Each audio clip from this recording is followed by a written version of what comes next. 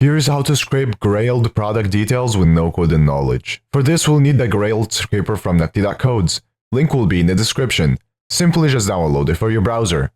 Next, press Listing Details.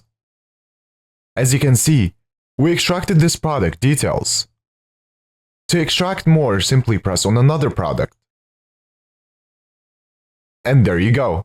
Now, press on the settings. Now head to Stored Data.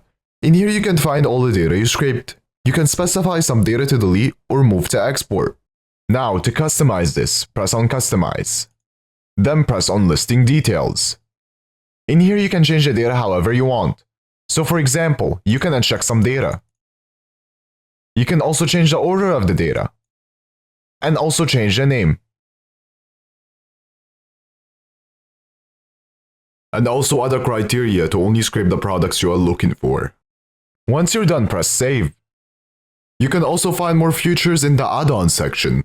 Now, to export this, press Add to Export List. Then press Export. You can export it in many different ways. I will export it as HTML. After exporting, here's all the data we extracted.